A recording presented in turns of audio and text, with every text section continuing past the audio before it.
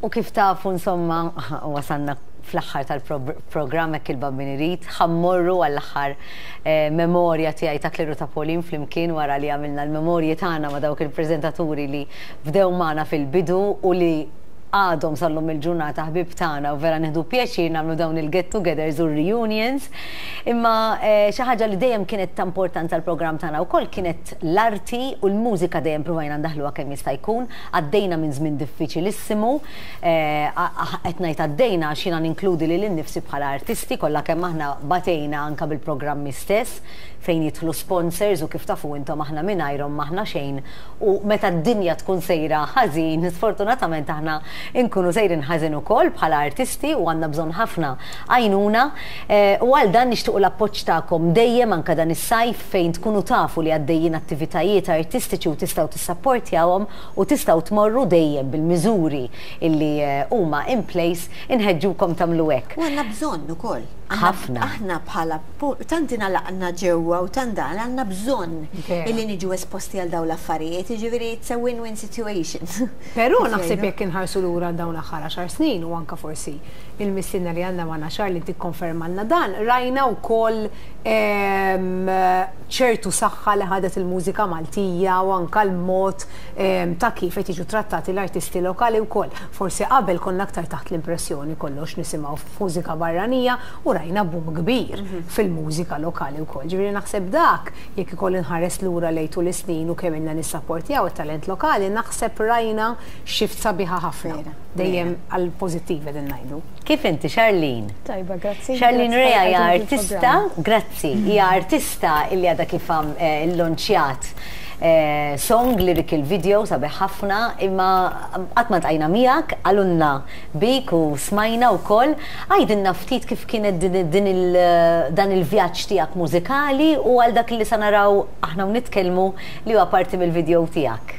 Mela bħala vjaġġ mużikali inni bil-karriera tal-kant minn meta jisu kelli xi 7-8 snin.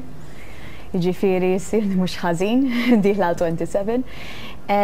Imma din is-song hija partikolari u l-iktar song personali jiġifieri għalija mill-kanzonetti kollha li qatt kantajt. Hija fuq il-papa, fuq il-bond kbira li kellna, kemm taf tkun b'saħħitha u sabiħa l-għaqda bejn missier u bint. U fuq hekk l-iktar li titkellem is-song, anke il-fatt li kif tinbidel il-ħajja ta' taħt fuq qabel ma tkun tlift il-persuna u kif tkompli l-ħajja wara. Eżatt. Xi stil ta' tħobb tkanta inti, xi stil tħobb tesplora? Rock. Definitely rock. Pala stil l-iktar favoriti għaj nista' ngħid. U dejjem jew isek forsi kien hemm xi fażi meta sibt dan l-istil u dan l-istil tiegħi. To be honest, inħobb invarja, ma nħobbx naqa' fuq stil wieħed biss. Nħobb li jkun dik id-daqsxejn ta' varjetà, ballad, pop, rock waħdu. Imma bħala favorit definitely il-rock in general, imma anke nagħmel ballads xi kultant, pop, it depends. Kif qed tgħixu dal-perjodu Charlene minn artista bħalissa? Huwa vera żmien partikolari għax meta tkun artist u sodu tkun indorri bl-udjenza jew folla ta' nies, anke sempliċiment bar, m'hemm bżonn ikun jisu xi festival kbir jew hekk. Diffiċli ma tħoss dik il-feeling li jkollok fuq il-palk x'in ikollok dawk in-nies kollha quddiemek. Differenti immens, anke jekk tmur tagħmel gig ġo bar wara l-perspex ftit imwejjed. Diffiċli u ġvera. Għandek xi pjanijiet għal dan is-sajf issa? Dan is-sajf se nkunu nagħmlu fuq aktar materjal oriġinali, probabbilment.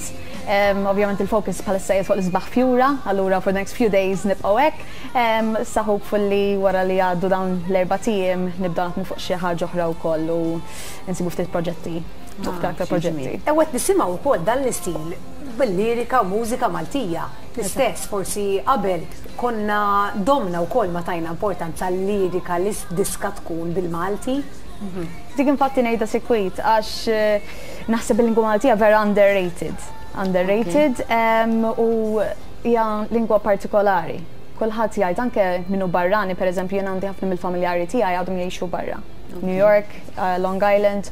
U jgħidulna, jippruvaw jifmu mill-aktar li sank il-kuġini per eżempju, jippruvaw jifmu mill-aktar li jista u jgħidulna l-lingwa Maltija vera partikolari u vera sabiħa. Poetika wkoll, il-ħoss tagħha. Anka tisma' poeżija, tisma' kanzunetta, ġifieri dik hija sabiħa tal-lingwa Maltija. Għandha rikkezza ta' ġifieri jiena niftakar żmien fejn kont ngħid hija daqshekk rikka biex tesprimi ruħek, pereżempju mbagħad meta tibda jintaf x'liktar li ġal nirrealizza kemm rikka meta jew ikolli xi konverzazzjoni, pereżempju ma' xi ħadd bħal Trevor Zara, jew pereżempju nintaqa' ma' xi ħadd li għadu juża dawn il-kliem vera sbieħ. U kif nitlaq minn hemm ma' Karmenu, pereżempju Aquilina kien wieħed minnhom u kien juża l-kliem Malti tant. Meta tisma' xi ħadd jitkellem Malti propja. Bl-espressjonijiet kollox ta'. Eżatt, taffaxxina ruħek. Grazzi għall kitba li ħallu ġifieri jiena qed ninsert anke kotba ta' tfal ta' li hemm din it-tip ta' espressjoni Maltija fija, meta nkun qed naqralhom it-tfal u ngħid u nipprova nderrilhom għax ngħidulhom taf xi tfisser pereżempju dik l-idjoma li t-tifel. Mela dawk mhux sbieħ, taf li dakinhar jinġrat li wkoll qed titkellem ma' waħda u użajt il-frażi sa din minni Maltija. Użajt il-frażi ħobla u tredda u għalt li xi tfisser ħobla u tredda. U qed nispjegala kif tintuża l-idjoma meta ngħidu xi ħadd ħobla u tredda. Għalfejn użawha u x'inhi referenza. U tibda tgħid ħafna u ħafna nies li daw intesew ukoll l-idjomi u l-qwiel huma ħafna sbieħ li. Eżatt, u meta jintużaw ovvjament permezz tal-arti. Ġifieri vera xi ħaġa sabiħa li qed tagħmel u Pamela hija xi ħaġa li żomm mill-kultura tagħna ħajja u l-lingwa. Proset Charlene, grazzi li kont magħna llum. Ħudu pjaċir araw parti żgħira mill-kumplament tal-video tagħha u mbagħad tintendi anke tistgħu tfittxuh u tarawh fuq is-social media u aħna ħanalqu flimkien minn hawn ftit minuti oħra.